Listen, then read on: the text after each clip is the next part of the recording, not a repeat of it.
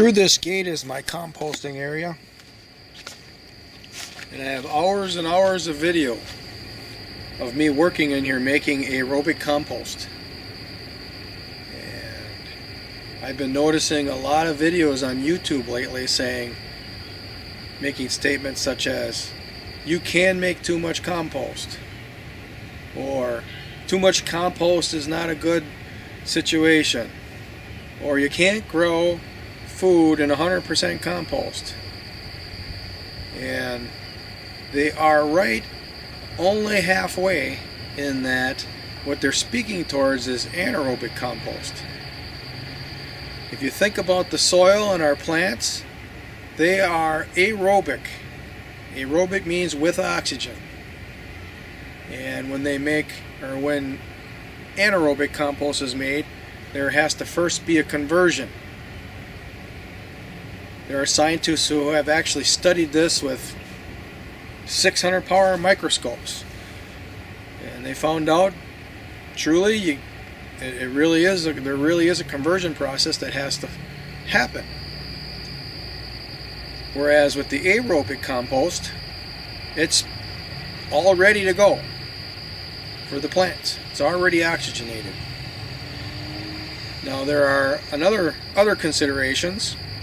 One is, you buy compost in the store from a plastic bag, and I don't care if it was aerobic, it has now become anaerobic because it's locked into that bag with no oxygen.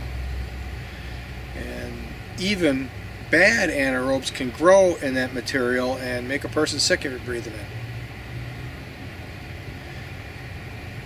Another consideration is the ingredients of the compost. If all that you're aiming to make is humus, not devoid of minerals, but lacking minerals, lacking elements, then it's still a good material to add to soil, but it's not material that you can grow crops directly in. And of course there has to be a conversion. The conversion is the soil life in the soil itself is going to draw this humus material into the soil. They're going to consume it and excrete it, and then again, that's the food for the plants. Now when you watch my aerobic compost videos, you can see I'm adding all the wild plants that are available to me in the local area here into the compost, and each of those plants specializes in some type of an element, or numbers of elements, or combinations of elements. And by adding all of these wild plants, I'm putting these elements into the compost. Plus, although I'm doing this very sparingly, I'm adding kelp, and this is kelp from Iceland, so it's northern kelp, so all of the elements of that kelp go into the compost. I'm adding azomite, which is minerals from the deep earth. I'm adding green sand, which is minerals from ancient oceans. And I'm also adding ash, wood ash, and double burnt bones. So you add up all the elements that I am adding into the aerobic compost that I'm making, and now I have the ability to grow crops directly in 100% compost immediately after completion. Matter of fact, the last 2 years, the piles were still working. Normally you would think, well, you're going to keep turning it until you lose the heat. When you've lost the heat, the process is complete. But 2 years in a row now, I've spread it out into these beds and planted directly in it while it was still hot. And I'll have a link to the playlist to the last series of videos for this year when I made this particular material. I'm going to go ahead and grab some of it and bring it over to you. I'll dig in there a little bit. This is that compost right here. Look at that. You can even see the wood shavings in there you left yet. That is a piece of wood shaving right there.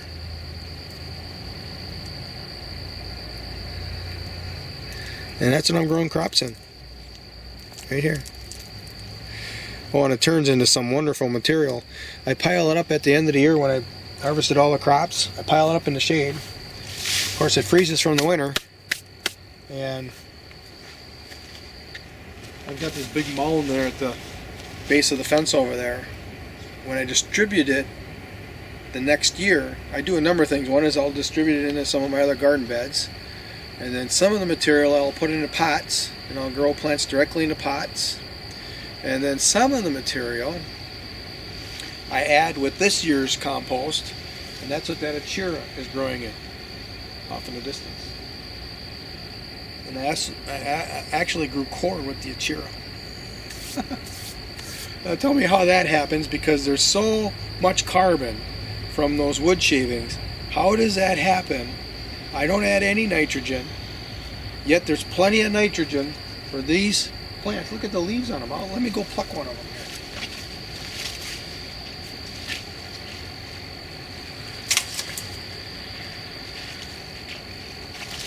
here. Where does the nitrogen come from to grow this leaf? To grow the corn that I'm growing in there? That's a huge, huge leaf. Oh, it kind of works. I wonder if that's what Cleopatra was using to, her slaves are fanning her. That actually works pretty good. This is actually edible, and I think the natives here in America use this as their, they roll their tortillas up in it. That's what I think. But where did the nitrogen come from to make this leaf and make that corn in that compost? Pure compost. Of course, half of it was from last year, half of it's this year. And the half that was there from last year, those were the beds from last year that I grew crops in initially. Where did the nitrogen come from? I'll tell you where it came from. It came from the bacteria, the oxygenated bacteria, the aerobic bacteria that's living in this compost. So the next time you read a YouTube video saying, don't use all that compost, or don't use too much compost, or you can't grow crops in compost alone, don't only halfway believe it. Only halfway believe it, because there is a type of compost that they're right about, but they're not right about this aerobic compost. And one reason why they really don't like aerobic compost is because you actually got to do a little work. Why don't you check out the playlist video? I'll link it into the comments, into my description box. Load a video here. Look at all the videos I made and all the titles. You can look at all that. And that is the way I made this compost that I'm growing crops directly in. So now I'll give you a close-up of all this. And I do a little harvesting besides. We're at the entrance of the composting area, and we're going to do a review of how it's going. And we'll start right here. These are peppers, and the significance of this composting area is the plants are growing in 100% compost that I made this spring up until the Achira. Then the Achira is a combination of 100% compost from the year before and compost from this spring.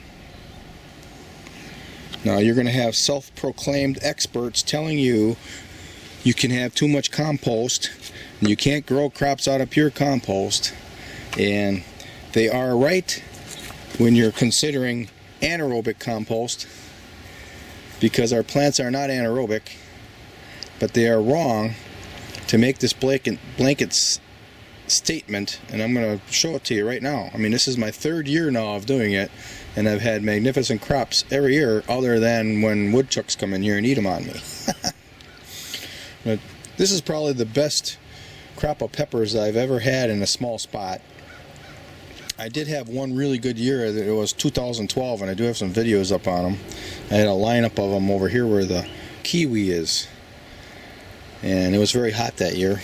But this year wasn't hot like that, especially in the beginning and now at the end.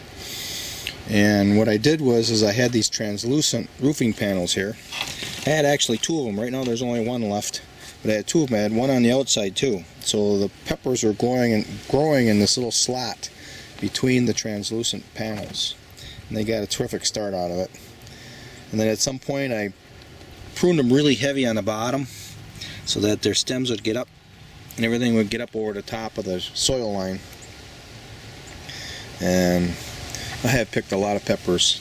I'm pretty sure this is probably the best pepper crop I ever had. I'm not saying it's the best plants I've ever had. The 2012 probably is close to being as good as this. But you're looking around in here and there's peppers everywhere growing. Oh, we got a black walnut here. I don't want black walnuts in here. Ooh, and now I just damaged my little pepper plant here. There we go. And got more peppers I gotta pick. Yeah. More growing. And I've been picking and picking and picking. Oh, there's one that something picked a hole in. See that? I'll have to pick that one. Eat it today. I got so much food to eat, I don't know what to eat first. So the peppers are doing fantastic. To continue on that line there, I got 2 experiments here of black salsify growing in a tower. That's a tower bordered by a hardware cloth and compost inside. And the best part of it is the rodents pretty much have missed it. I have another patch of black salsify just on the other side of the fence there, and it's just getting hammered by the rodents all the time. Doesn't have a chance to grow. Look at this. And it can be a very long root. Now that tower is going to accommodate that root. We've had a lot of rain. What I did was I lined the outside of the hardware cloth on the inside with straw, and then inside the straw is the compost. Continue on, there is a skirt growing right there. That is an Italian hazelnut that I'm nursing there. These are edible burdocks that are growing very well. Actually, I had about 50 or 60 of them in there, and they reduced themselves down to maybe 7 or 8. But they're probably going to be nice big thick roots. You can see the stems coming out of the ground right there. Then I have this achira. I've already harvested corn out of it. See the corn stalks there. There's a few climbing beans growing in amongst the achira. So I got a yield of corn already. I got beans coming up, and then this achira, which I don't know if I'm going to be growing it again. I learned that they have, I mean, I knew this all a while, but I learned that high starch diets aren't very good for you. And these are very high starch plants. So maybe in some type of a baking relationship you harvest the starch, but of course, you know, you can eat these leaves that are coming out. I'm sure can't be any starch in that. I'm just talking about the bulbs. So maybe it's a process of I just start eating those new growths. And then the leaves are edible, although they don't taste like anything. That's probably how the ancient people here made their tacos and tortillas and all that. They wrapped their food up in that leaf. So I gotta think about all that, you know. I say things, that doesn't mean I'm gonna do them. Well, let's go to the next. Now, up until that achira there, actually this achira isn't 100% compost from this year. There's kind of a little dip right there. That's the line. There on towards the fence, it's a mix of compost from last year and this year, but 100% compost. No fertilizer. Nothing. Just the compost I made. And I got a long playlist, long series of videos up to show you how I made it. I'll link it below, I guess, the playlist. And then I, for the first time, planted kohlrabies in 100% compost. There were 55 in here. I don't know, I probably lost 5 or 8 of them or something to the woodchuck when it got in here. Now, the slugs are having a field day. But I've learned in the past that they'll still grow. Oh, here's another one. See, when the woodchuck came in here and chewed on this stuff, once that skin is broken, then it starts to rot. But this one feels good on the top, so I'll take a knife to it and see if there's some good product left there yet. Oops. So these can grow to be 12 pounds. But I don't know if we're going to get them that big this year, because I planted them so late from seed. These are called Cossack. But the issue is they're growing in 100% compost right here. I'll show you what it looks like underneath here. Look at that. That is friable. Just look at, it's just marvelous soil. That's what it's converted itself into. Marvelous soil. Get that out of there. So let's hit this little backstop here. This is a little microclimate I've produced. The sun shines down into this, and I've got peppers. Actually, the main purpose of it, and all throughout the pass, is to grow tomatoes. Gives them a very fast start in the spring. And I got tomatoes, but the mold has taken them over, so I think that's probably the last one I'm going to get off that vine. This one's got some that are starting to redden up. There's another one there. That's probably the last one on that vine. So since it's cooler here, probably 2 weeks from now I'm going to have my last tomatoes out of this. But I've already taken just a ton of them, all the way up this stem. You know, every cluster had 2, 3, I think some had 4. And I just picked and picked and picked. And then I did some peppers in here this year, adding to my pepper take. This one here I must have just picked. No, that wasn't supposed to come in here. Here's some jalapenos. I also did an experiment with beans, to grow beans in here.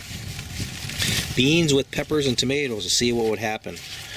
And I got peppers, I got tomatoes, and I got beans, so nothing bad happened.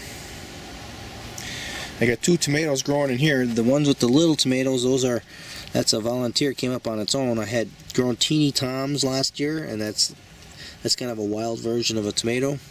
And now they're growing around the place. That's some type of a zebra. This was growing in the lineup of tomatoes that I have over here by the cattle panel, and it was languishing, so I transplanted over here to more sun, and it took off. And I didn't prune it or anything, so it's got lots of ugly leaves and everything, and I just said, I'm just going to let it go.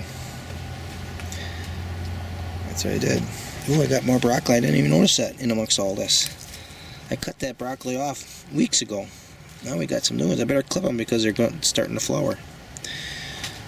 Better eat them.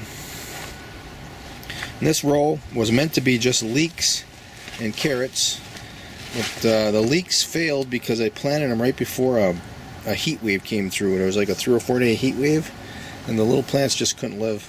The smallest ones. The bigger ones made it. Little ones didn't. The leeks are these larger leaves here. And then the carrots, the woodchuck came through and ate them. But they regenerated out a new branch, and we're not going to get big carrots. This happened to be last year too. We won't get big carrots, but we'll get carrots. And in response to the woodchuck, I planted celeriac. These we also grew from seed, so there's a little later. But the celeriac can handle a couple frosts. I expect them to bulb up pretty nice. So all of this is all celeriacs. There's lots of them. You can see the bulb if I can scrape that away a little bit. See the bulb starting to form right there. That. Here's one that's, don't have to scrape too much away. You can see it's bulbing up. I'm experimenting with wanting to see how they store in a pot of compost in my basement for winter this year. That's the experiment with celeriac. Then there's 2 rows here. One is hidden behind this row that has the cattle panel over the top. And the cattle panel, its use is as a trellis for both tomatoes and climbing beans. Climbing beans are actually growing in the bed behind the one that the tomatoes are growing out of. Oh, look at a bunch of them fell to the ground. Better pick them before something eats on them. Then I have a squash growing out of here. You can see that's that twisty vine. It's coming over here. I let it grow down the path. And there you can see the fruits down in there. I Probably makes a good picture, right? And also growing back there is skirret. That's those little leaves that you see. And those are skirret that actually grown from seed here on the property. So that's a second generation skirret. It might be first generation skirret because all the rest of them have been grown from the roots. So that might be a first generation skirret for the property. And they're going to seed, and those seeds I'm going to want to plant, then that'll be the second generation.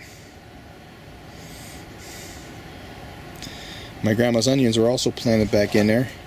There's a few of them down in there yet. Their stems are all decayed away, but they're going to come out with a brand new shoot, and there's one right there actually. Yeah. Horseradish.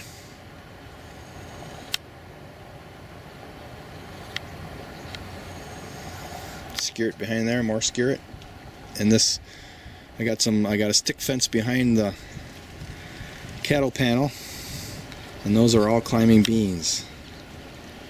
That was to the top of that pole, but the weight has had it slip. There's one that made it to the top and is sticking there.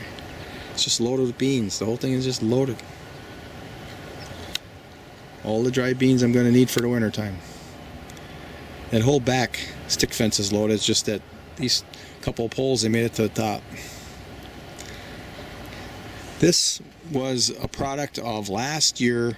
I planted 20 or so beans that had overwintered outside here. I mean, they produced their pod, and the pod was left out all winter, hanging where they were produced. And those 20 seeds, only one plant survived the slugs. The slugs were so terrible right away in the spring. And that one plant produced all the seeds to grow all of these plants. So all of these plants, for whatever reason, it made it past the slugs. All of these plants all made it past the slugs this year. I find that highly interesting. And especially this particular bean, it's a prolific bean. I don't even know the name of it because back in, I don't know, 2010 or something, or 2011, I bought a whole bunch of them from an outfit that claimed they were all rare and exotic bean seeds, and this is the only one that survived my neglect. Although I do have another one. I keep calling it rattlesnake pole bean, but I think it's one of those from that first planting too. It's made it through my neglect. In the beginning, I just picked a few as they were green, and then I didn't know what to do with dry beans, so they just sat out here, and I planted them the next year basically. And then for a few years in a row, I didn't plant some of them. They were just doing their own thing out here, replanting themselves. I wouldn't even pick a green one off. One or two plants here and there, but then I learned how to ferment the beans. And I'm eating them with breakfasts in the morning and winter. And now I highly value them. Yeah. So again, this is our composting area, phenomenally growing from 100% compost with no amendments. I mean, there were amendments into the compost as I built the compost, and you can see all of that is mostly all wild plants and plants from my backyard and kitchen scraps from the winter. Fish that I caught, fish carcasses. But no store-bought chemicals, no store-bought fertilizers, nothing. Manure and wood shavings from a horse farm was the catalyst. Then all those plants were the nutrients that went in the compost that's now feeding all these plants. Yep. Check out that playlist. It's hours and hours and hours. I show every single minute of all the turns. If you want to learn how to provide for yourself, that's the video for you. So there's the rotten part of the kohlrabi, and actually it wasn't too rotten underneath that initial rot at the top, but then we got a pretty good hunk here. That's good. little bit of darkness that you see in there, I'll cut that out yet too. But there's a lot of food right there in my hand.